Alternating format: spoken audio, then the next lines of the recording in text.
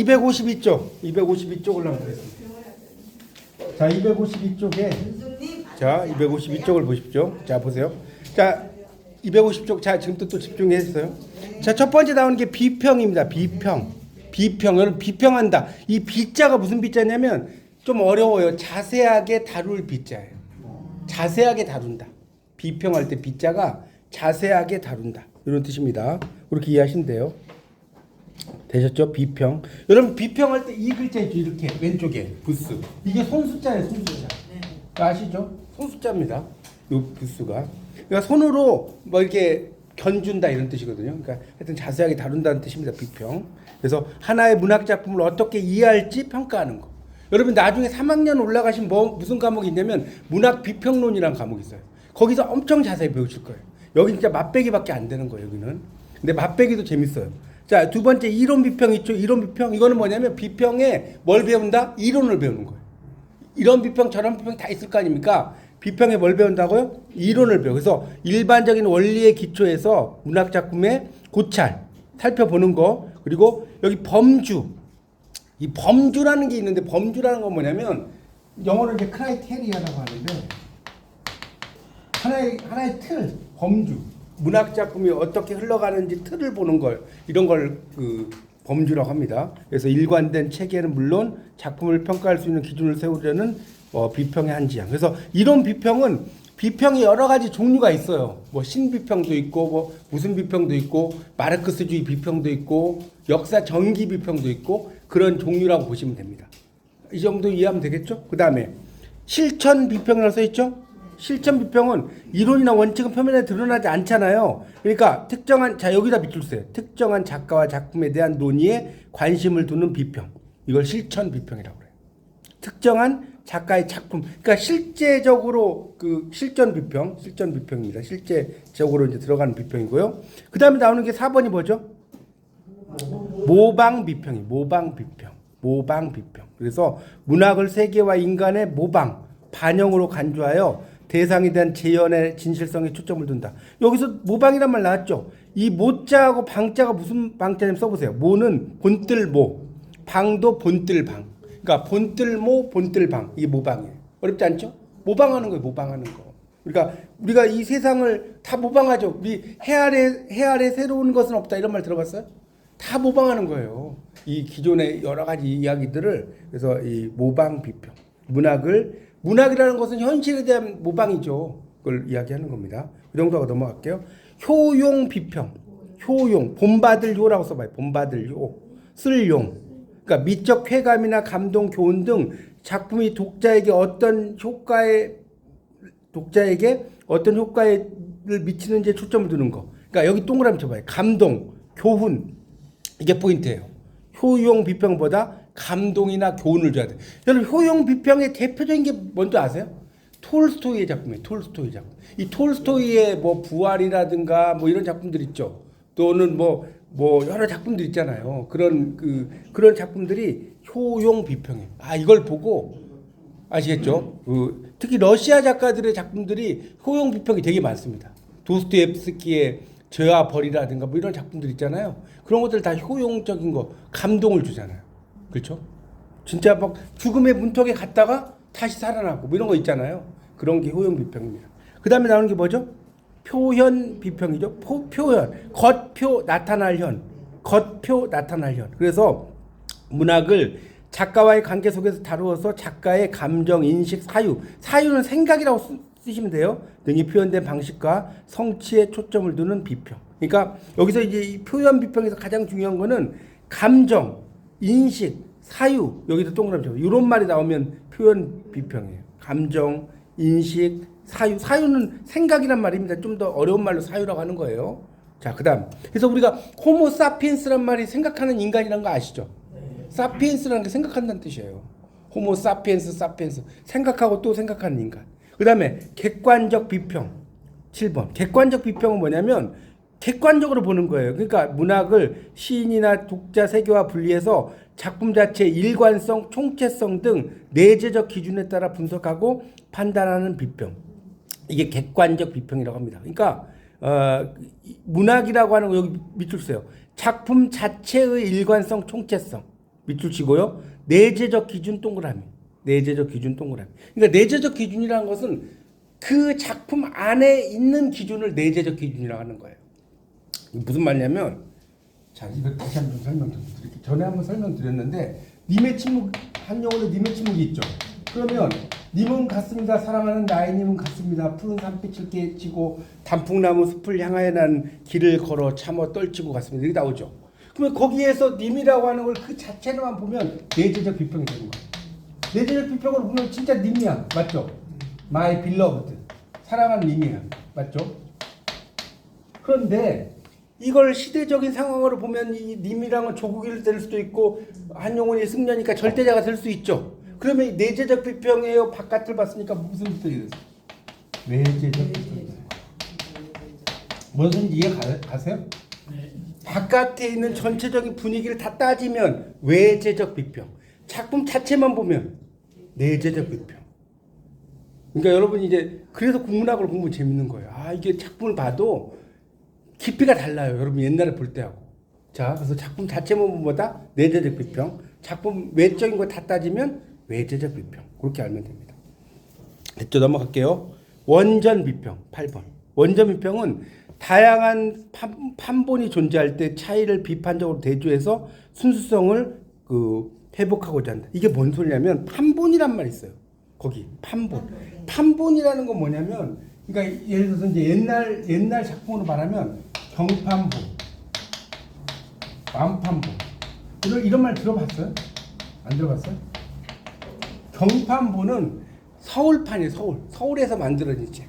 그걸 경판본. 여러분 전주를 완산주라고 들어봤죠? 전주판. 전주에서 만들어진 그런 판본을 완판본. 서울에서 만들어진 뭐라고요? 경판본. 물론 이제 서울이라고 했지만 경기까지 포함이 돼요. 그래서 경판본은 우리가 작품들 고대 소설 읽어보면 되게 짧아요. 길지 않아요. 이해 가세요? 그 정도만 알면. 근데 완판본은 엄청 길어요, 이야기가. 그 정도만 이해하세요. 뭐 이것도 이야기 들어가면 복잡하니까. 그래서 그런 판본이라는 게 있어요. 무슨 판? 뭐 이제 이거는 이제 대표적인 거고, 뭐 작가가 그 소장하는 판본도 또 있고 여러 가지가 있어요, 판본이. 그래서 하여튼 그 정도 이해하고, 그다음 거기 253쪽입니다. 문헌학. 문헌이라는 것은 이게 문헌학이에요. 자, 문헌이나 문헌 관련 사항에 대해서 일반 연구와 각 문헌에 대한 고증적 연구. 여기 고증적에서 동그라미 치세요. 이 문헌학은 가장 포인트가 고증. 여러분 고증한단 말 들어봤어요? 고증이란 말이 뭐예요? 고증학. 고증의 뜻이 뭐예요? 옛날 있었던 분을 증명하는. 그렇죠. 증명하는. 그러니까 좀 더 설명드리면 고찰하고 증명하는 걸 고증이라고 그래요. 고찰하고 지금 거의 반 이상 맞췄어요. 고찰하고 증명하는 거. 그걸 고증이라고. 이게 진짜 실제로 이런 일이 있었냐 없었냐 이게 고증이에요. 고증. 그 정도 하고 넘어갈게요. 그다음에 전기 비평. 작가의 생애와 관련된 자료를 수집하는 거예요. 그래서 불확정적 요소를 해명해 나가는 거.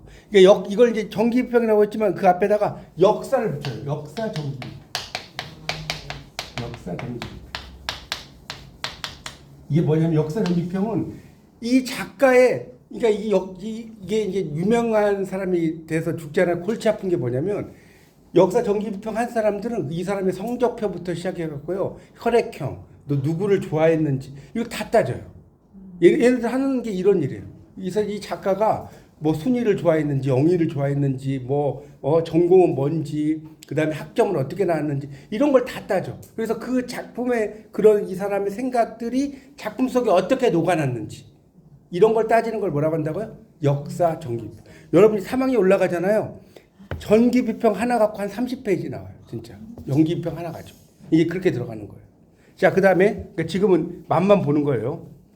그 다음에 뭐죠? 총체성. 이 총체성이란 말도 참 말이 어려운 말인데, 인간과 인간을 둘러싼 세계를 상호작용하는 통일적 전체로 파악하고자 하는 마르크스주의 비평의 한 지향. 자, 마르크스주의 비평, 여러분 약간 공산주의죠. 마르크스라는 게 막시즘이잖아요. 그래서 이 마르크스주의라고 하는 것 자체가, 여러분 그 마르크스가 이야기하는 게 뭡니까? 우리가 노동, 잉여 노동 이런 말 들어봤어요 혹시? 안 들어봤어요? 이 마르크스주의가 그러니까 일면 맞는 게, 이 자본가는 어떻게 돈을 버느냐? 노동자들을 일을 엄청나게 많이 시켜. 그게 틀린 말은 아니죠. 일을 많이 시켜서 그걸로 돈을 번다는 거. 이게 잉여 노동이다. 잉여 자본, 잉여 노동 뭐 이런 게 나오는데 이런 게 이제 공산주의에서 이야기하는 그런 이제 이 그 마르크스주의인데 그런 것들이 하나의 그 뭡니까? 세계라고 하는 것을 통일적인 전체, 공산이라고 하는 것도 이제 뭐 말 자체는 나쁜 뜻이 아니잖아요. 함께 생산한다는 뜻이죠. 공산이란 말이 나쁜 뜻은 아니에요. 근데 이제 너무 이제 일부 사람에게만 가니까 이게 문제가 된 거지. 그래서 그런 것을 통일적인 전체로 파악하는 거. 여기 그러니까 통일적 전체 이런 말 나오면 총체성이에요. 그러니까 이게 총체성이 말이 어려우면 총체적 난국 이런 말 들어봤어요? 네. 그게 전체적 난국과 같아요, 안 된 것 같아요? 같죠? 아 맞잖아요. 총체적 난국이라는 게 전체적 난국 아니에요? 그러니까 예? 공산주의와 사회주의 차이점이 뭐예요? 공산주의는 이 자본주의라고 하는 건 내가 막 돈이 있으면 막 팡팡 막 내 마음대로 자본을 써도 상관이 없잖아요. 내가 자본을 막 이렇게 써도 되는데 공산주의라고 하는 건 뭐 물건 같은 것도 배급받고 내가 마음대로 막 사고 싶은 걸 막 이렇게 예, 그렇죠. 그렇게 할 수가 없잖아요. 공동 생산 지금 말씀하신 거죠. 예. 과학적 사회주의라고 해서 마르크스가 제창한 사회주의를 공산주의로 맞아. 공동생산 공동분배. 여기는 가장 특징적인 게 폭력을 허용하는 거예요. 폭력적인 흑동을 일으켜서 이 맞아요. 사회를 전복시키는 걸 허용하는 맞아요. 이론이 들어요. 근데 내년에 11월 네, 맞아요. 잘하시네. 위험하다고 보는 게 바로 네. 폭력. 그러니까 그것도 이제 가장 중요한 거는 자본을 우리가 자본주의는 좋잖아요. 내가 뭘 사고 싶거나 이런 걸 해도 막 마음대로 쓸 수가 있는데 공산주의는 다 배급하잖아요. 뭐 깡냉이죽을 배급하라든 그러니까 그래놓고 위에 있는 사람들은 지금 멋대로 쓰잖아요. 막 땅굴 파놓고 여러 가지가 있죠. 사회주의 아직도 하고 있고 사회당도 있어요. 예. 사회주의는 그렇게 폭력적이지 않아요. 그래서 사회를 좀 개인주의보다는 사회를 좀 더 이제 하자는 쪽의 사회주의고 그리고 폭력적으로까지 막 나간 게 마르크스의 과학적 사회주의. 예, 맞아요. 아니 법학과 나오셨죠? 러시아에서 혁명을 일으켜가지고 성공해가지고 맞아. 퍼져나가. 어우 너무 깊이 들어가. 알겠습니다. 쿠바에 이런 것들이 맞아요. 다 그 소련의 양양이 예. 공산주의는 투표 많이 안 하는 투표하죠.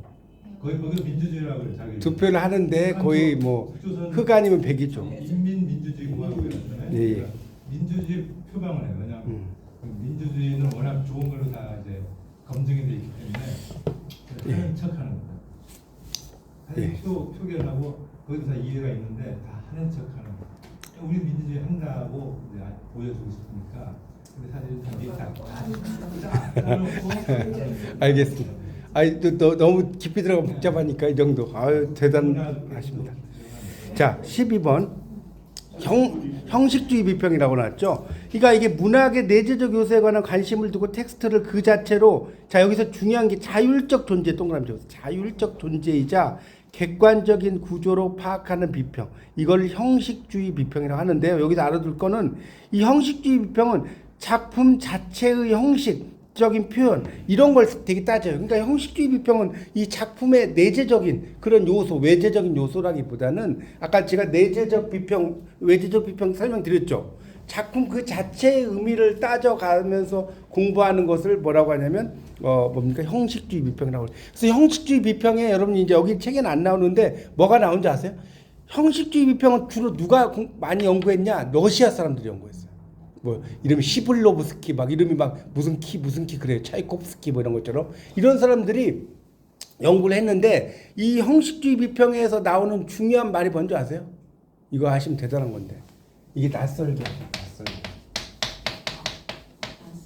낯설기 하기 처음 들어봐요? 영어 이론에서 나와요. 네, 이론에 나오죠.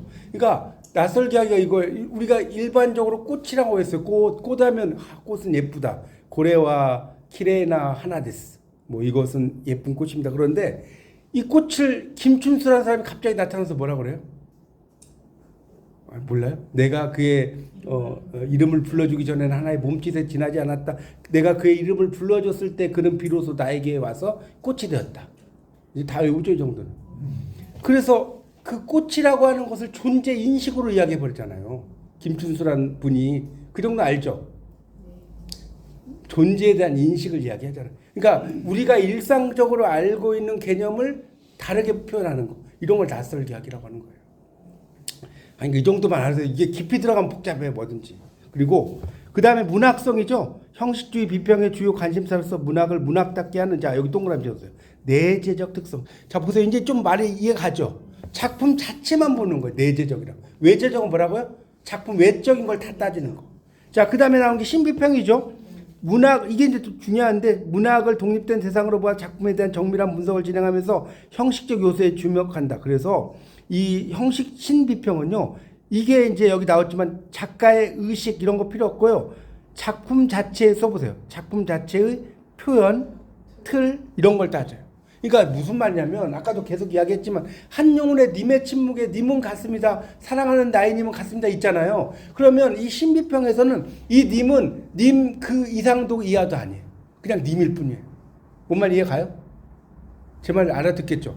신비평에서는 작품 님은 같습니다. 진짜 이 사람이 사랑하는 러버예요. 러버 영어로 말하면 러버가 간 거예요. Alas my beloved has gone. 내 러버가 간 거죠. 그런데 이걸 외재적 비평으로 갈 때 아 이게 조국이 되기도 하고 뭐다고요? 절대자가 되는 거예요. 그럼 감이 오시죠? 그러니까 신비평은 무슨 비평이다? 내재적 비평이 되는 거예요. 자, 그 다음에 긴장. 자, 긴장은 뭐냐면 그 여기 나오죠. 비평이 주목하는 것은 현실과 이상 표면과 이면 등 작품 내부의 이질적 요소가 공존하면서 발생하는 힘의 대립, 균형. 자, 긴장, 시라는 것은 시라든지 뭐든 긴장해. 이걸 이야기한 사람이 누구냐면 써보세요. 알렌 테이트. 알렌 테이트. 자, 이 알렌 테이트가 이야기하는 사람은 뭐예요? 긴장. 그러니까 이거 외우는 방법이 이제 나중에 3학년 때 가서 배우겠지만 테이트가 데이트하고 비슷하죠. 데이트할 때는 긴장을 해야지 않아요. 그렇게 하면 돼요. 데이트할 때는 긴장을 해야 된다. 이거 진짜 시험에 잘 나와요. 시험에 진짜 잘 나온다. 긴장을 이야기한 비평가는 누구인가? 뭐 1번 T.S. 엘리엇, 2번 뭐 사뮤엘 베켓 뭐 이렇게 나온다니까. 3번 알렌 테이트. 데이트만 알면 끝난 거 아니에요? 별걸 다 알려드리죠. 자, 하여튼 긴장이에요. 그러니까 시라는 거는 이렇게 너무 평이하게 쓰지 말고 긴장, 상호간에 뭐 이렇게 서로 충돌하는 요소들이 있어야지 읽을 맛이 난다. 그러니까 시라는 게 나는 오늘 학교에 가서 밥을 먹었는데 밥이 너무 맛있었다. 그러면 긴장이 돼요? 예를 들어서 긴장이 안 되잖아요.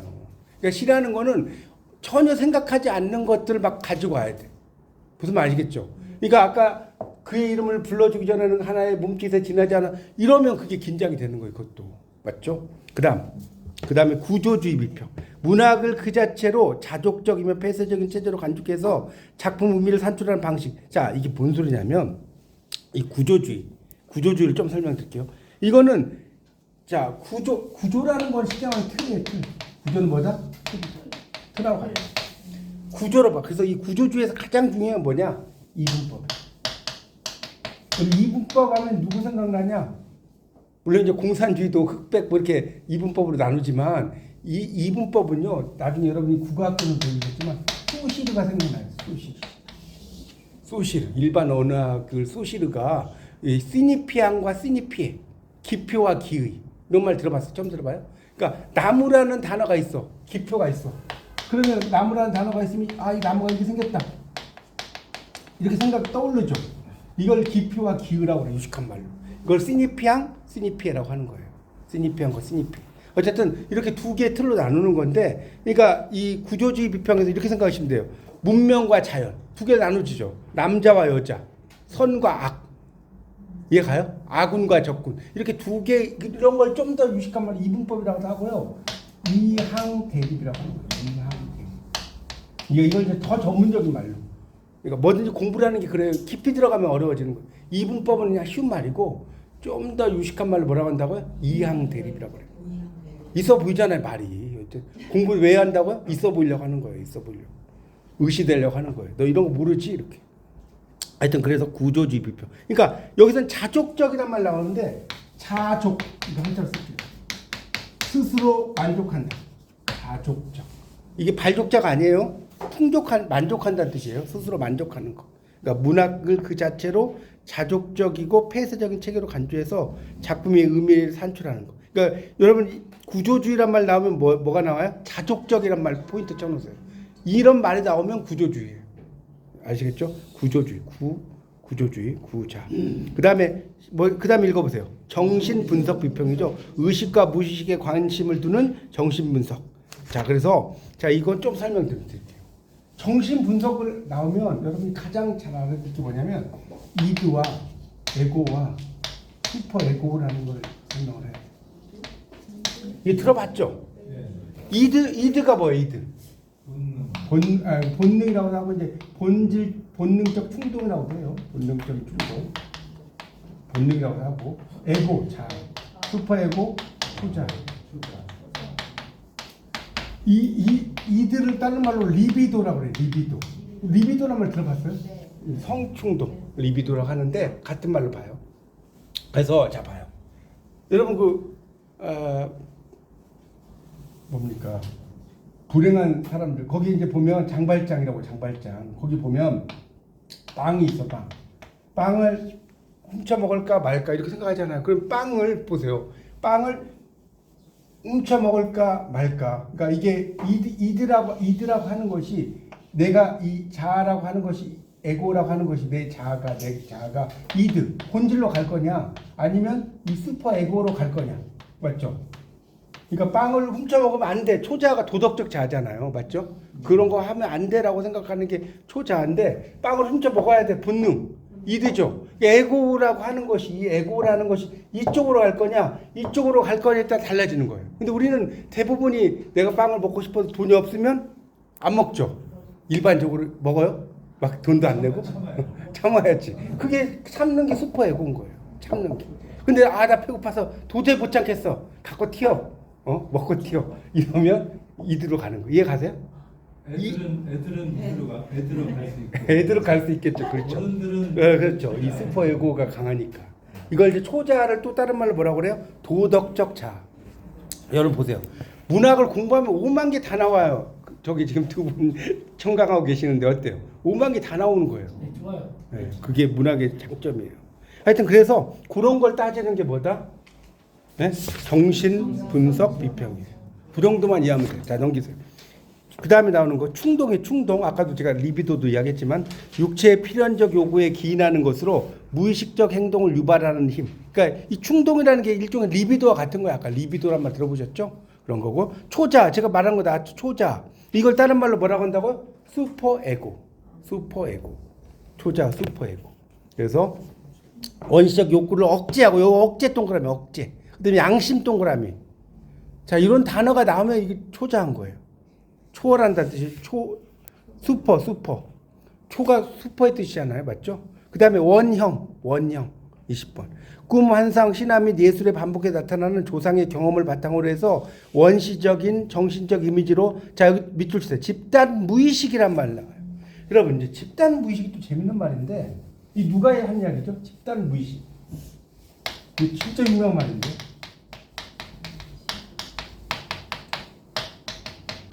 융이란 말이에요.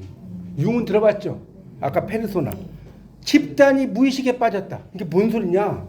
제가 쉽게 설명드릴게요. 자, 우리나라가 무슨 민족이죠? 여기 흰 옷 입고 오신 분 계신가? 여기 흰 옷 저 막 보라색으로 입고 흰 옷 입고 안 와도 백이민족이 흰 옷 입고 안 오면 흑이민족인가요? 네? 이해가요? 그러니까 우리 민족은 백이민족이라고 하면 그냥 우리 민족은 흰 옷을 즐겨 입고 이런 사람이라는 게 그냥 무의식에 깔려 있죠. 맞잖아요. 그 우리 민족은 정이 있고 뭐 이런 걸 좋아하고 뭐 이런 게 무의식으로 깔려 있잖아요. 그런 게 집단 무의식이라니까. 그러니까 재밌는 게 여기 영어 잘하시는 분 계시지만 우리가 쪼꼬파이 정이라고 하는데 이 정을 영어로 번역이 안 돼요. 정 영어로 되나요? 아니요, 설명 못해요. 설명 안 돼. 어펙션이라는 단어가 있지만 애정이야 애정. 또 러브하고 또 달라요. 맞죠? 쪼꼬파이 정이 해석이 안 된다니까. 또 한. 어펙션이라는 단어는 정이랑 잘안 맞아요. 그렇죠. 그러니까 뭐 약간 애정 뭐 이런 건데. 그다음에 한이란 단어도 한만은 이 세상 야속한 일 막 이런 거 있잖아요. 이거 로맨트라는 단어 로맨트가 있어요. 영어로 LAMENT가 있는데 그 단어하고도 안 돼. 없어요. 진짜로. 이런 단어를 영어로 번역이 안 된다니까. 제 아시겠죠? 네, 그렇습니다. 그러니까 이런 게 집단 무의식이에요. 아, 우리 민족은 백이 민족이야라고 생각하는 거. 자, 그런 거고요. 그다음에 탈구조주의 비평. 자, 이게 뭐냐면 탈구조주의는 뭐냐면 언어라고 하는 것의 모든 체계의 기본이라 여기는 구조주의를 비판하는 건데 이 탈구조주의가 구조주의를 벗어난다는 뜻이거든요. 이게 나중에 3학년 때 배우시겠지만 이게 바로 해체. 뒤에 22번 해체 있죠, 해체. 해체하고 같아요. 해체하고 같다고. 그래서 이 탈구조주의의 전략을 반영한 용어를 이야기한 사람이 누구냐면 이제 나중에 배우지 롤랑 바르트나 데리다라든가 롤랑 바르트 같은 사람이 해체에 들어가요. 근데 여기서 이제 좀 어려운 말이 자, 이제 구조주의는 탈구조주의라고 하는 건 뭐다? 탈구조주의는 모든 체계의 기본이라고 여기는 구조를 비판하는 거예요. 벗어나는 거니까. 아시겠어요? 비판. 그리고 개인의 존엄성과 자유를 추구하는 데 관심을 두는 비평. 그러니까 이 탈구조주의는 내 스스로의 존엄, 내가 중요해. 다른 사람 중요한 게 아니고. 이런 걸 따져요. 그리고 해체는 뭐냐면 자, 이 해체에 대해서 좀 설명을 드릴게요. 해체도 좀 쉽게. 자, 해체를 이야기한 대표적인 철학자 뭐라고요? 이 자크 데리다라는 사람인데 이 데리다가 말하는 이제 이 비평이 뭐냐면 이런 거예요. 보세요. 예를 들어서 우리가 자, 어떻게 설명할까? 설탕. 여러분 설탕하면 설탕을 만약에 이제 설탕 뭐 물이라고 합시다. 물. 아, 설탕 더 어려우니까 물이라고 합시다. 자, 누가 여러분에게 여러분 물 잘 알고 있죠? 워를 물 잘 알고 있어. 근데 물이 뭐야? 물이 뭐야 이렇게 물어봤어요. 그럼 물이 뭐라고 그래요? 만약에 생명의 근원. 생명의 근원이 뭐야? 또 이렇게 물어봐. 그러니까 내가 이게 뭐 이 해체 비평은 뭐냐면 내가 안다고 생각하는 게 내가 안다고 생각해 계속해서 그걸 끝에까지 막 물어봐. 그러면 그런 거 있으면 막 그거 끝나버리죠. 여러분 이야기를 할 수 있어요, 없어요? 계속해서 어떤 거에 대해서 여러분에게 뭔가를 이렇게 계속해서 물어보면 답을 못 한다니까요? 안 그럴 것 같아요? 설탕이 뭐야? 단 거야. 단 게 뭐야? 네? 맛있는 거, 그게 계속해서 물어보면 그런 걸 이제 이 데리다가 뭐라 하냐면 차연이라고 해요. 차연. 좀 무식한 말로. 차연. 그러니까 계속해서 말들을 연기해 나가. 이거에 대한 설명 연기돼. 이제 어려운 말이 나오는데 너무 깊은 이야기는 안 할게요. 차연이란 말라. 그 정도까지만 이야기할게요. 자, 그 다음에 23번. 여성 비평. 여성의 주체적인 면모를 부각하거나 여성 억압적 현실을 밝히는 데 관심을 두는 비평인데요. 자, 여성의 주체성이를 다루거나 뭐 억압하는 현실을 다루는 거. 그러니까 여성 비평 이렇게 생각하시면 돼요. 여성 작가들이 많죠. 박경리라든가 이런 뭐 아까도 뭐 모윤숙이라든가 여성 작가들도 있잖아요. 그 사람들이 다루는 작품들이 강경해. 이런 거 다 여성 비평이에요. 이런 강경의 그 작품 소금 좀 여기 강의에서 들어보셨는지 모르겠지만 소금을 보면 그 뭡니까 주인공 여자가 그 뭡니까 나중에 그 애를 낳잖아요. 애를 낳는데 먹을 게 없으니까 어떻게 되냐면 팥뿌리 먹죠. 그거 안 나오나? 네. 그래서 그거 시험에 이제 나왔다니까 그 소금에 나오는 주인공이 먹은 야채가 뭔가 1번 파, 2번 양파, 3번 대파, 뭐 4번 진짜 그렇게 나와요. 읽었는지 안 읽었는지 보려고. 그 대파 그 막 뿌리 이렇게 먹잖아요. 그게 이번 학기에는 강의. 아 그러니까 안 나오죠. 생략. 그러니까 생략이 돼도 나중에 중요한 작품이니까 그렇게 나왔다 이거죠. 그러니까 그만큼 근데 뭐냐면 제가 이야기하고 싶은 거는 강경의 소금을 읽어보면 여성이 그 뭡니까 진통을 해서 그 뭡니까 출산하는 장면 있잖아요. 정말 신랄하게 써놨어요. 그러니까 이 남성 작가가 그렇게 쓰겠어요, 못 쓰겠어요? 못 쓰죠. 네, 여성의 그 애를 낳는 게 묘사가 돼요. 예, 그런 게 묘사가 돼요. 그런 장면이. 아무 도움도 없이. 예, 그러니까 아무 도움도 없이 묘사를 하는데 여성 작가의 어떤 관점으로. 하여튼 그 정도만 이야기할게요. 그런 걸 여성 비평이라고 한다. 그 다음에 이제 문화주의라고 나왔죠. 문학 비평이 문화적으로, 그러니까 이 문화주의는 뭐냐면, 자, 이것도 좀 영어로 쓰면 컬처럴 스터디라고 하는데, 이게 이제 문화 연구라고 돼요. 문화 연구. 이게 무슨 소리냐면, 우리가 문학을 공부한다고 해서 문학만 나오는 게 아니죠. 문학 속에는 그 다양한 문화가 있어요, 없어요? 뭐 무슨 문화 뭐 영국의 문화 무슨 문화 다 나오잖아요. 그러니까 문학 속에 문화가 있다는 거예요. 그런 걸 공부하는 걸 문화주의라고 합니다. 문학을 공부하다 문학만 공부하는 게 아니라는 거죠. 문화도 공부를 하게 된다는 거죠. 원래 이 문화라는 말 자체가 이제 컬처, 경작한다는 말에서 나온 거 아세요? 원래 컬처란 말은 경작한다는 뜻이에요. 밭을 가는 거예요, 원래. 네? 근데 그래서 cultivate, 경작한다는 뜻이거든요. 근데 교양이 있다 할 때 영어로 뭐라고 하냐면 cultivated라고 해요. 왜 cultivated라고 하냐? 내 마음의 밭이 경작이 되는. 여러분도 지금 마음의 밭을 열심히 경작하고 계시죠? 여러분 그래서 cultivated가 되는 거예요. 교양 있는 분이 되는 거예요. 그래서 이 문화라고 하는 것은 계속해서 그러니까 마음의 밭을 여러분 경작하는 겁니다. 이게 문화예요. 자, 그다음에 25번 뭐라고 나왔어요? 문학 생태학. 그래서 인류가 직면한 생태 위기를 극복하고 보다 바람직한 형태로 삶을 영위할 수 있는 대안을 문학에서 찾고자 하는 거. 그러니까 이걸 생태 비평이라고 해요. 생태 비평. 그래서 이 생태주의, 환경에 대한 문제. 그러니까 문화 생태학이 말이 좀 어려운데 환경 문제를 다루는 거. 이렇게 이해하시면 쉬워요. 그럼 좀 쉽죠. 그러니까 여기 보면 생태 위기, 뭐 생태학이라고 하잖아요. 그다음에 바람직한 형태, 삶을 영위하는 거, 대안, 대처하는 방안이 대안 아니에요? 그런 걸 따지는 거, 이런 것을 문학 생태학이라고 합니다. 자, 이제 넘어가겠습니다. 쭉 넘어가서 자, 261쪽의 피동문으로 갈게요. 피동문 261쪽. 피동은 뭐냐면 당한다는 뜻이죠. 당한다. 여기서 견위피라고 나와요. 여기 보세요, 한자. 견위피다. 여기서 여러분 꼭 알아둘 게 이 견자가 볼견자로 많이 알고 있죠. 근데 여기서 당한다는 뜻이 있어요. 견이 당한다. 위도 하다는 뜻으로 알고 있죠. 당한다는 뜻이 있어요. 피도 입다는 뜻이죠. 당한다는 뜻이에요. 피가 뭐라고요? 당한다. 그래서 자 보세요. 자 되셨죠? 자 견이 뭐라고요? 당한다. 자 그럼 밑에 박스 한번 보세요. 박스 5상3사 나왔죠? 자 이때 상자는 일찍이 상자예요. 물론 이 상자가 맛볼 상자도 있어요. 맛볼상 써보세요. 맛본다는 뜻도 있습니다. 근데 또 다른 뜻은 뭐가 일찍이. 나는 일찍이 5 나오자잖아요. 3 3번 사자가 벼슬 사자죠. 벼슬에 나갔다. 그런데 삼견축어군 이게 나왔나요? 3번 어는 뭐뭐에게라고 써봐요. 임금에게. 축은 쫓을 축자에 쫓을 축. 그다음에 견은 뭐에 당했다.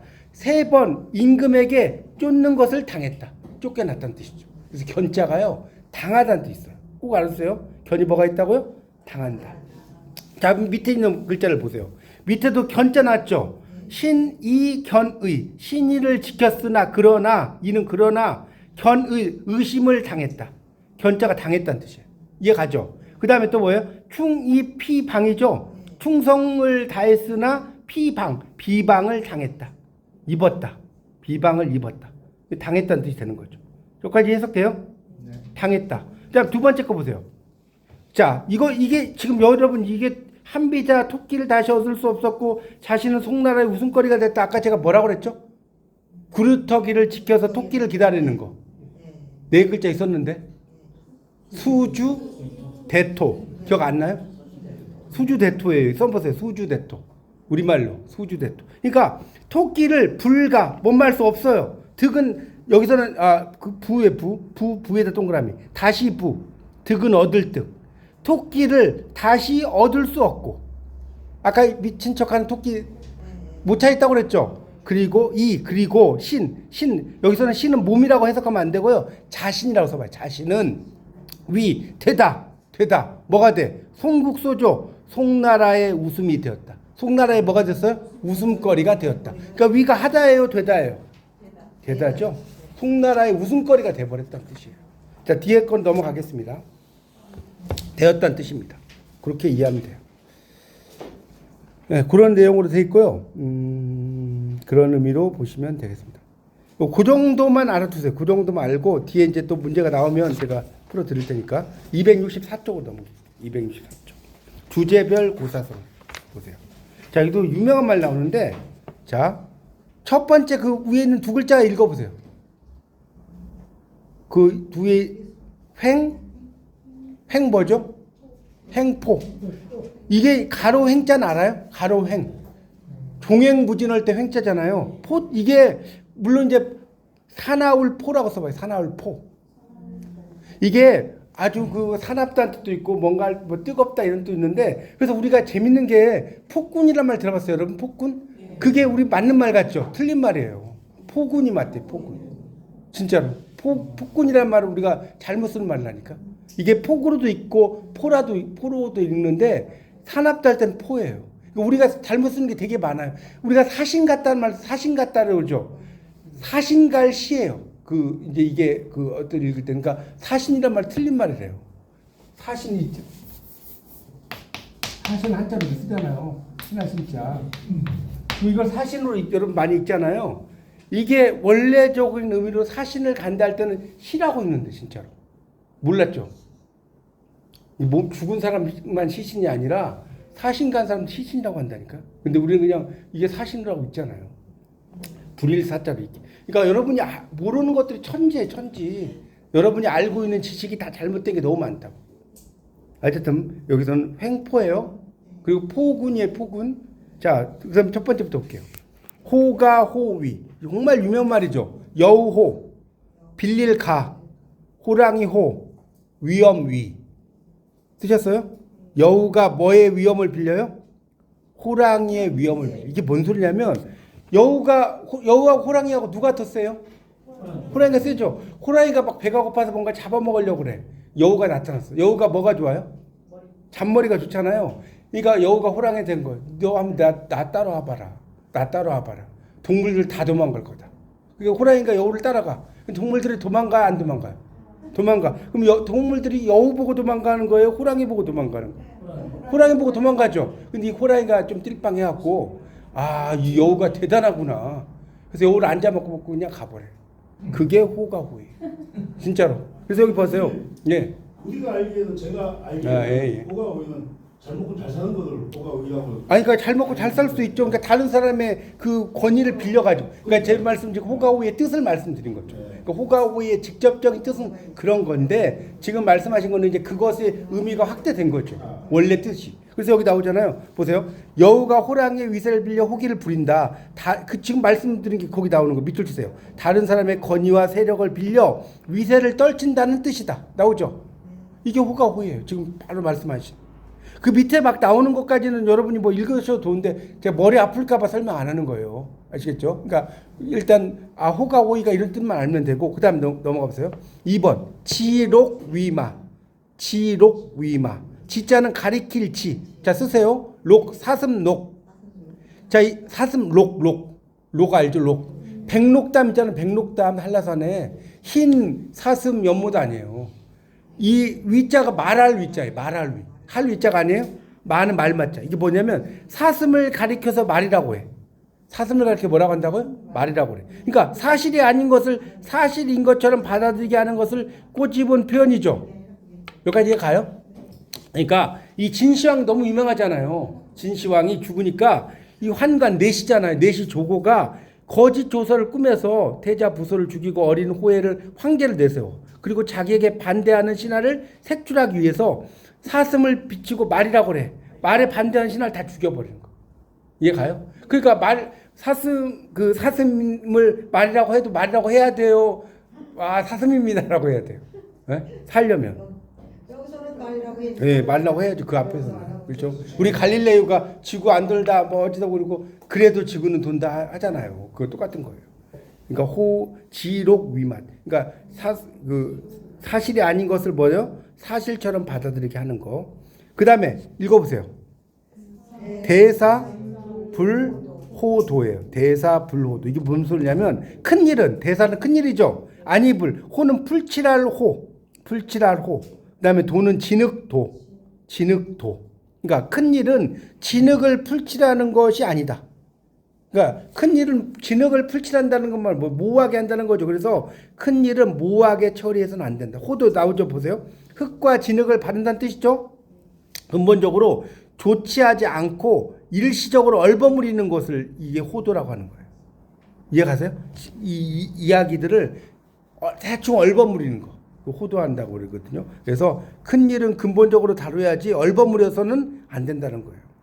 여러분 알겠죠? 그러니까 풀과 진흙을 발라버리면 그게 진흙을 바를 게 좀 더 단단하게 해서 풀하고 진흙 같이 바르면 좀 뭐야 안 보이는 데도 있고 막 그럴 거 아닙니까? 어설픈 데도 있고. 그래서 이 호도라는 말이 그런 데 나온 건데 큰 일은 모호하게 처리해서 안 된다.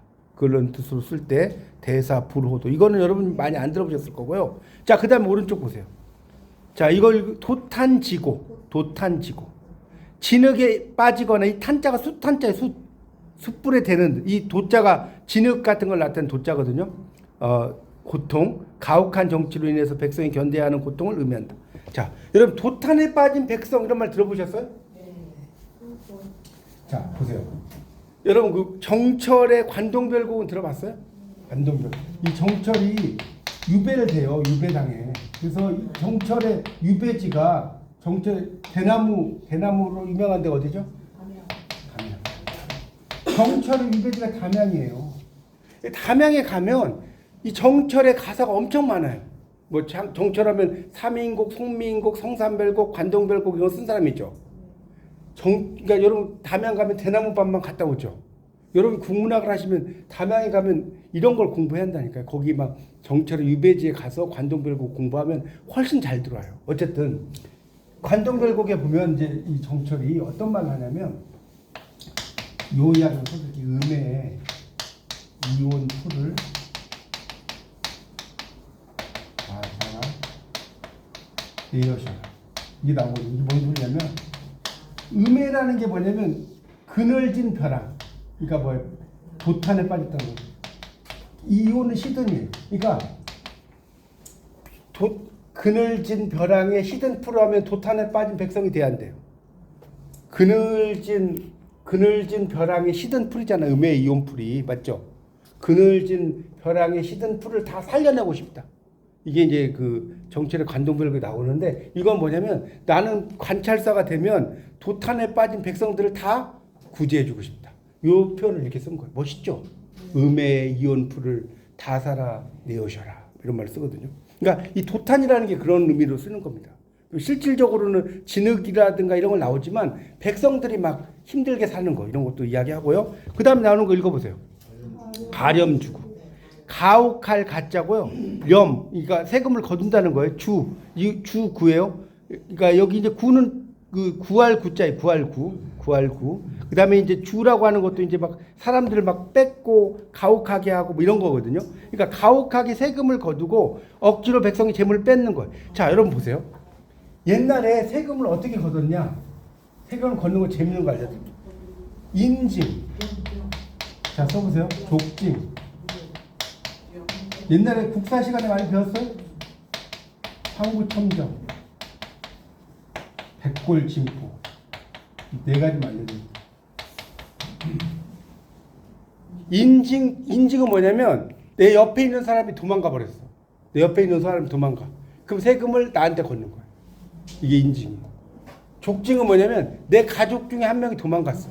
그러면 그 세금을 나한테 걷는 거야. 이거는 괜찮아. 이 정도는 괜찮아. 이게 웃기는 거예요.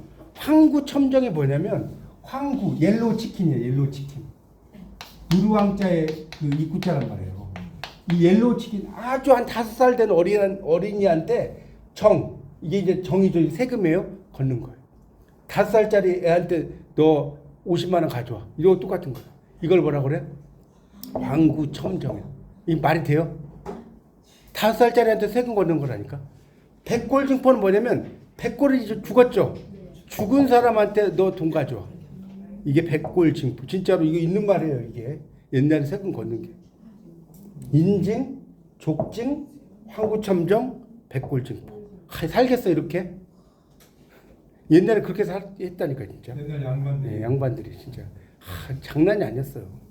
하여튼 그런. 네, 그래서 이제 그래서 막 그 망소이 막 다 난 일어나고 막 복잡하잖아요. 옛날에 보면. 어쨌든 가혹하게 세금을 거두고 억지로 백성의 재물을 빼앗고 백성을 수탈하는 가혹한 정치를 비판했다. 마지막, 자 이거 되게 유명한 말입니다. 가정맹어호. 이 논어에 나오는 말이에요. 가정맹어호. 이게 뭐냐면 가혹할 가, 다스릴 정, 사나울 맹. 자 이제 어자 동그라미 뭐뭐 보다. 호랑이 호.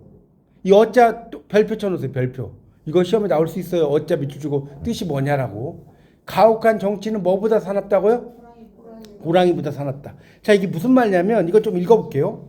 가혹한 정치가 호랑이보다 사나움. 가혹한 정치의 폐해를 꼬집었는데, 자, 얘기 이런 건 몰라도 돼요. 공자가 밑에 거 볼게요. 제자들과 태산을 지나다가 어떤 여인이 무덤 옆에서 통곡하는 걸 보고 있었어요. 영문을 물어보니까 예전에 호랑이가 시아버지 남편을 잡아먹었대요. 이제는 아들까지 잡아먹었대. 그 공자가 그러면 왜 이곳을 떠나지 않느냐라고 물어본 거예요. 무덤 옆에 있으니까. 그러니까 뭐라고 그래요? 여기에는 가혹한 정사가 없어. 정치하는 일이 없어서 그렇다. 그러니까 공자가 제자들에게 너희들도 기억해둬라. 가혹한 정사는 호랑이보다 사나운 것이다. 청지 하면 나오죠. 가정 맹어 이렇게 청지. 그러니까 청지라는 거는 그것을 들어라 이런 뜻이에요. 우리말로 하면 그걸 들어봐. 잘 들어라는 거예요. 그렇죠? 그래서 그 소자 청지니까 그러니까 밑에 있는 제자들이 들으면서 그 가혹한 정치는 호랑이보다 사납다. 대단하죠? 다 잡아먹었는데 잡아먹힐 수 있잖아요. 호랑이한테. 근데 나는 여기가 낫다는 거예요. 세금을 너무나 많이 거두고 막 이렇게 못 산다는 거죠.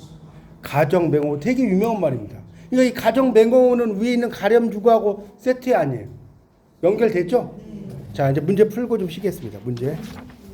자, 1번. 자, 1번부터 읽어보세요. 효용 비평. 2번 객관적 비평. 3번 내재적. 4번 구조주의 비평. 5번 충동. 6번 여성 비평. 7번 모방 비평. 8번 실천 비평. 9번 정신 분석 비평. 10번 표현 비평. 알겠죠? 그러니까 여러분이 뭐 쓸 줄은 몰라도 읽을 줄은 알잖아요. 그러면 돼요. 원래는 시험에 한문 시험은 써야 되는 거예요. 그러니까 얼마나 쉽습니까? 써야 되는데 읽을 줄 알면 되는데. 자, 11번. 탈구조주의 비평 용어로 권력관계에 기반한 대립구조를 서로의 경계를 넘나들며 상보적 관계를 이루기에 노력하는 뭐였죠? 예, 탈구조주의 비평. 그러니까 구조주의 비평, 탈구조주의 비평이 있다고 그랬죠. 근데 여기 이제 상보적. 이 상보적을 좀 설명드릴게요. 이 상보적이라는 말이 뭐예요? 상보적. 거기 11번에 상호 보충적이라는 것. 이 상보적이라는 것은 상호 보충적이라는 건데 이게 뭔 뜻이냐면 이거 좀 설명드릴게요. 상보적이란 말 뭔지. 상보적이 뭔지 아시는 분? 그 상호 보충적이란 말. 이 되게 어려운 말인데 뭐냐면요. 보세요. 여러분 지킬 박사와 제가 이거는 이제 여러분 2학기 때 국어학개론 공부할 때 제가 설명드리려고 그랬는데 지킬 박사와 하이드가 있어요. 이건 알죠. 대충 이야기는 알죠. 지킬 박사가 막 뭘 잘못 먹어. 그러면 되게 착해. 근데 뭔가를 잘못 먹으면 완전히 막 악하게 되죠. 여기까지 이해가요? 악하게 되죠. 그러면 사람은 지킬 박사 한 명인데 어떨 때는 선한 사람이 됐다가 어떨 때는 악한 사람이 되죠. 이해 가십니까? 그게 바로 상보적 분포예요. 그러니까 그 상호 보충적이라. 그러니까 더 예전에 제가 국어학개론 수업을 듣는데 교수님이 어떤 이야기를 하냐면 자 이런 이야기를 하더라고요. 자기가 교수예요. 더 쉽게 설명돼. 이게 말이 어려우면 교수야. 근데 자기가 넥타이를 메고 학교에 가도 교수야. 근데 내가 막 저녁에 러닝 셔츠 입고 막 동네를 조깅해도 교수야. 이해 가세요? 그러니까 상보적 분포라는 거는 그 사람의 그 상황이 이런 상황 저런 상황이 있어도 그거는 같은 내용이라는 거예요.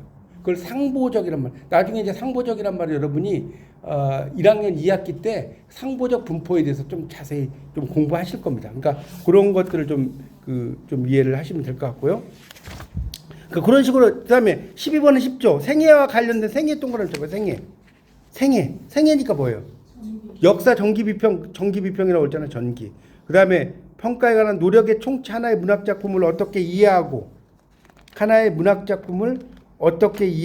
그거는 아까 비평이라고 그랬잖아요. 그리고 신비평에서 주목하는 거 이런 거 나오죠. 뭐죠? 힘의 대립, 균형 관계. 네, 긴장이잖아요. 긴장한다, 균형. 그런 걸 이야기하는 거고요. 그다음에 그러니까 그런 식으로 이렇게 문제를 풀면 돼요. 원시적 욕구를 억제하고 도덕이나 양심에 따라 행동하게 하는 초자. 예, 초자. 여기 보세요. 양심 나오면 아까 초자라고 그랬죠. 양심이란 말 나오면 투자하잖아요. 그 다음에 19번 할 차례죠. 여우가 호랑이의 위세를 빌려 호기를 부리는 거 뭐였죠? 호가 호위. 사슴을 가리키며 말이라고 하는 게 뭐였죠? 지록 위마. 가혹한 정치는 호랑이보다 사납다. 가정 맹어호. 그 다음에 가혹하게 세금을 거두고 백성의 재물을 빼앗는 거. 가렴주구. 그러니까 물론 이제 시험에는 뭐 이렇게 쓰라고는 안 나오는데 이런 말이 뭐냐라고 하면 여러분 1, 2, 3, 4에 찾는 걸로 나옵니다. 네, 찾는 걸 나오니까 충분히 할 수 있겠죠. 예, 좀 쉬었다 할게요.